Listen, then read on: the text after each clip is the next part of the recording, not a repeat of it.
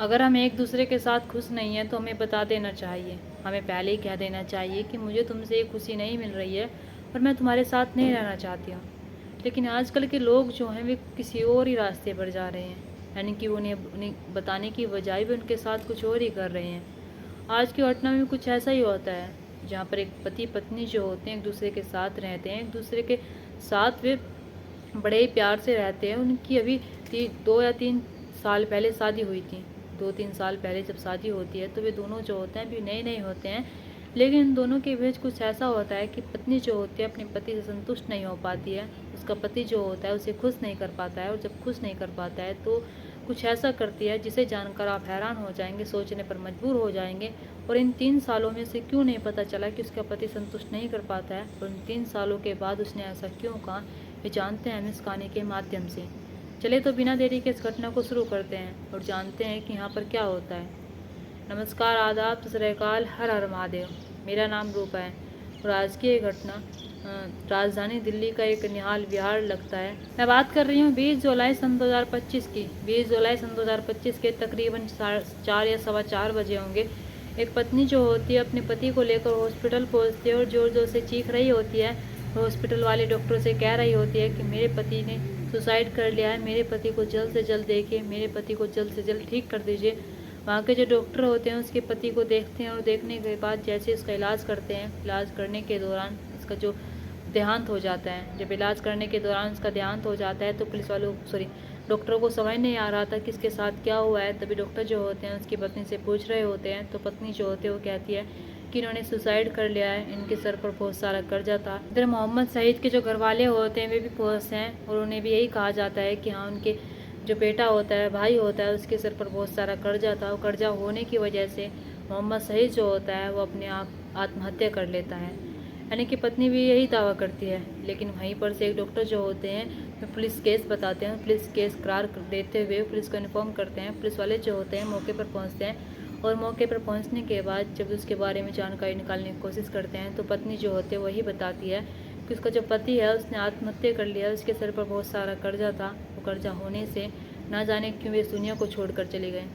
परिवार वाले जो होते हैं ये बताते हैं कि हाँ, इस पर कर्जा था, लेकिन परिवार वाले ये कबूल नहीं करते हैं कि उसने आत्महत्या किया है फिर नहीं किया है, क्योंकि परिवार वालों को तो पता ही नहीं होता है। ये सब कुछ जो बता रही होती है फरजाना बता रही होती है, यानी कि मोहम्मद सईद की जो पत्नी का नाम होता है फरजाना होता है।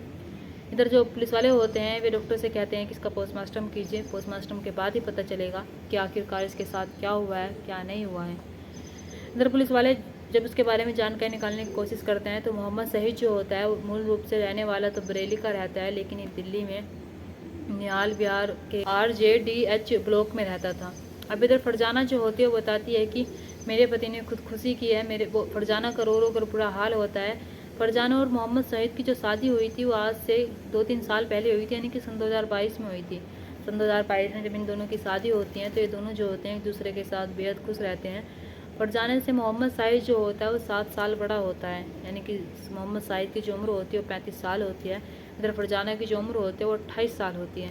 ये दोनों जो रहते हैं एक दूसरे के साथ बड़े ही खुश थे, लेकिन ना जाने क्यों इनके सर पर कर्जा होने की वजह से मोहम्मद सईद जो होता है वो खुदकुशी कर लेता है, ये पत्नी का कहना होता है।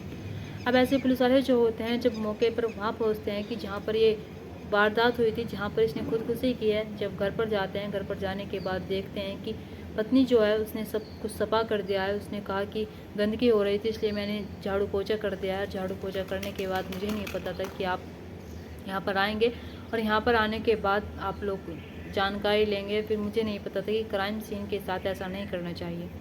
पुलिस वाले जब ये सारी बातें सोचने लगते हैं तो पुलिस वालों को समझ नहीं आ रहा था। वे सोच रहे थे कि शायद हम ही लेट हो गए, हम ही वहाँ जाने में देरी हो गई, तो पत्नी ने सब कुछ सफा कर दिया। अब जैसे ही पुलिस वाले जो होते हैं अब बाट देख रहे थे तो ये पोस्टमार्टम रिपोर्ट आने की बाट देख रहे थे। जैसे पोस्टमार्टम की रिपोर्ट आ जाती है, रिपोर्ट आने के बाद उसमें देखा जाता है कि जो मोहम्मद सईद होता है उसके शरीर पर बहुत सारे चाकू लगे हुए थे, और चाकू जो होते हैं वे उसके दिल के पास लगे हुए थे। वो चाकू जो होते हैं ऐसा लग रहा था कि किसी ने सामने से मारे हैं, कि कोई चाकू इतनी ज़ोर से अपने अंदर नहीं घोंप सकता है। अगर एक बार घोंप सकता है तो दूसरी बार उसकी हिम्मत नहीं होगी इतनी अंदर तक घोंपने की। यानी कि डॉक्टरों के मुताबिक किसी और ने उसका कत्ल किया था, यानी कि मोहम्मद सईद ने आत्महत्या नहीं की है। अब पुलिस वाले जब ये सारी बातें सुनते हैं तो पुलिस वालों को समझ नहीं आ रहा था कि वे करे तो करे क्या। फरजाना जो होती है वो कहती है कि अगर मेरा पति इस दुनिया में नहीं रहा तो मैं भी इस दुनिया में नहीं रहूँगी। पुलिस वालों के सामने वो खुदकुशी करने की कोशिश करती है और जब खुदकुशी करने की कोशिश करती है तो पुलिस वालों को समझ नहीं आ रहा था कि वे करे तो करे क्या। इधर फरजाना इतनी दुखी है, हम उससे कैसे पूछताछ करें। वो झूठ बोल रही है, इसमें वो खुद शामिल है फिर कोई और शामिल है या फिर वो हमसे कुछ छुपा रही है। यानी कि पुलिस वाले जब ये सारी चीज़ें देखते हैं तो फरजाना पर शक तो होता है, लेकिन फरजाना जो होती है पुलिस को गुमराह करने की कोशिश करती है। तभी पुलिस वाले जो होते हैं उससे उसका फ़ोन मांगते हैं और फ़ोन देने के बाद फरजाना जो होती है वो कहती है कि देख लीजिए साहब, आपसे मेरा फ़ोन क्यों छुपाऊँ मैं। पुलिस वाले जैसे उसका फ़ोन देखते हैं, फ़ोन में जैसे यूट्यूब पर जाते हैं, यूट्यूब पर जाने के बाद यूट्यूब पर महिला के फ़ोन में सर्च हुआ आया था कि हत्या को अंजाम कैसे दिया जाए, किसी को मारने के बाद सबूत कैसे छुपाए जाए।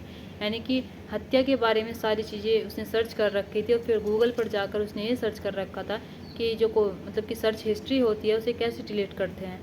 जब पुलिस वाले ये सारी चीज़ें देखते हैं तो पुलिस वालों का जो शक होता है वो यकीन में बदल जाता है और जब शक यकीन में बदल जाता है तो ये फरजाना को हिरासत में लेते हैं और फरजाने से पूछताछ करते हैं। फरजाना जो होती है वो भी अभी भी पुलिस वालों से ये कह रही थी कि उसके पति ने आत्महत्या की है, उसने ऐसा कुछ नहीं किया है, मुझे नहीं पता मेरे फ़ोन में ये हिस्ट्री कैसे आई और अब क्या कह रही है, मुझे कुछ नहीं समझ आ रहा है, मुझे अपने पति का जाने का बहुत दुख हो रहा है। लेकिन पुलिस वाले जो होते हैं जब अपने तरीके से पूछताछ करते हैं तो फरजाना जो होती है वो टूट जाती है और टूट जाने के बाद फिर एक ऐसी कहानी सुनाते हैं जिस कहानी को सुनकर पुलिस वाले खुद हैरान रह जाते हैं और सोचने पर मजबूर हो जाते हैं कि आखिरकार ये सब क्या हो रहा है। फरजाना जो होते हैं वो बताते हैं कि सन 2022 में उसकी शादी जो होती है मोहम्मद सईद से हुई थी, यानी कि वो उससे 7 साल बड़ा होता है। मोहम्मद सईद जो होता है वेल्डर का काम करता है, इसलिए वो दिल्ली आ जाता है और दिल्ली में आकर रहने लगता है। बरेली में कुछ वक्त तक उसकी पत्नी जो होती है यानी कि फरजाना जो होती है वो रहती है, लेकिन रहने के बाद जब वो उसके साथ दिल्ली आ जाती है, दिल्ली आ जाने के बाद मोहम्मद सईद के पास इतना वक्त नहीं होता है कि वो अपनी पत्नी को टाइम दे सके, और जब भी उसे वो टाइम देता था तो उसकी पत्नी जो होती थी उससे खुश नहीं हो पाती थी। उसकी पत्नी जो होती थी उससे वो सुख नहीं मिल पाता था जिस सुख के लिए पत्नी जो होती है अपने पति के साथ ये सारी हरकतें करती है। यानी कि पत्नी जो होती है वो बताती है कि मेरा पति जो होता है मुझे खुश नहीं कर पाता था, मेरा पति मेरे साथ शारीरिक संबंध बनाने के बाद वो खुशी नहीं दे पाता था जो उसे देनी चाहिए थी।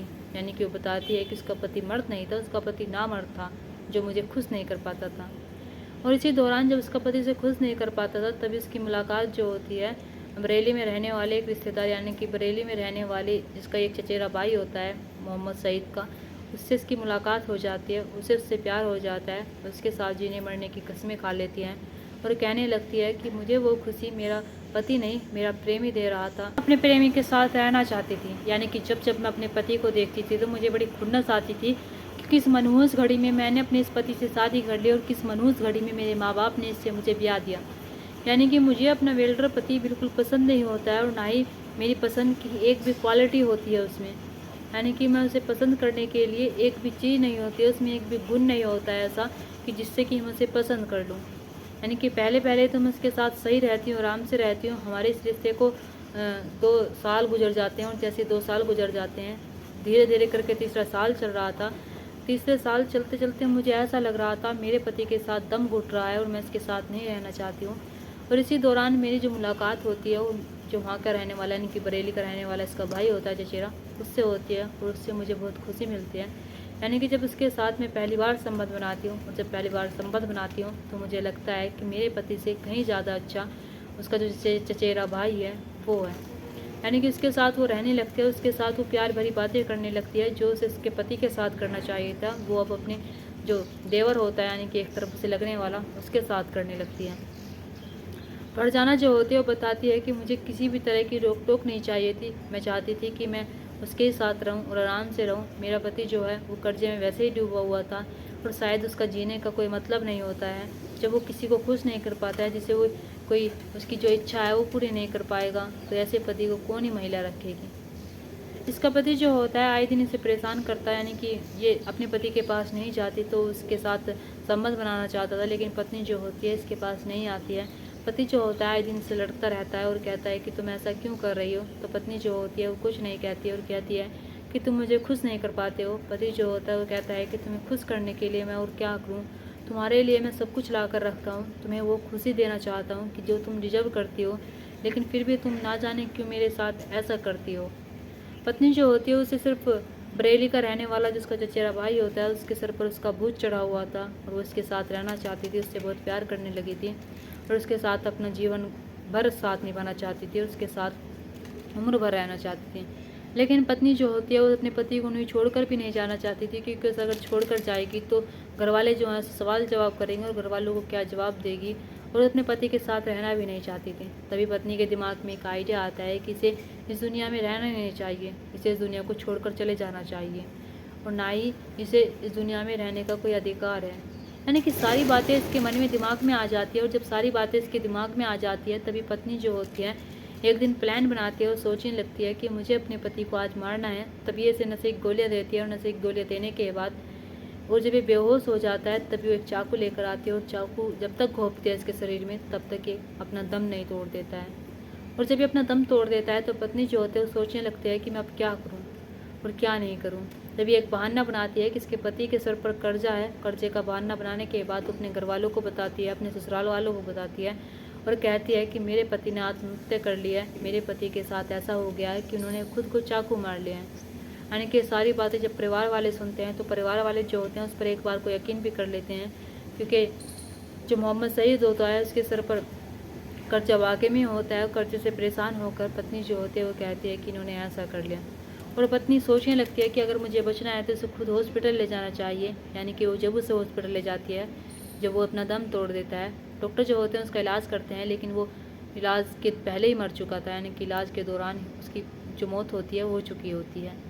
इधर पत्नी जो होती है वो रो रही थी, चीख रही थी और कह रही थी कि मेरा पति अगर इस दुनिया में नहीं रहा तो मैं भी नहीं रहूँगी।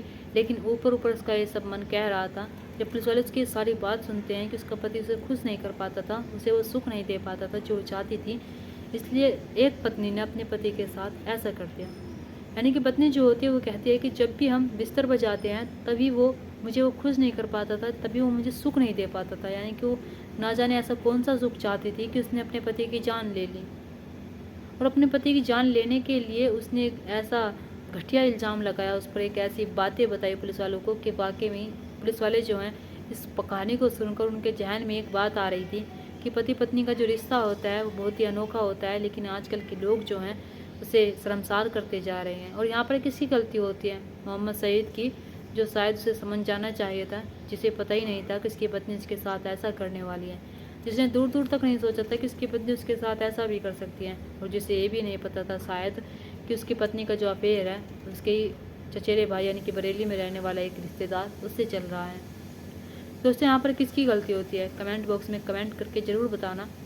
और फरजाना अगर चाहती तो अपने पति को छोड़कर उसके साथ रह सकती थी, लेकिन ना जाने इसके मन में ऐसा क्यों आता है कि मोहम्मद सईद को मार देना चाहिए। दोस्तों इस कहानी और घटना को सुनाने का मकसद मेरा आपको दिल दुखाना नहीं था, आपको परेशान करना नहीं था, आपको घटना के बारे में बताना था, आपको सचेत करना था। आप अपने परिवार के साथ खुश रहिए। नमस्कार।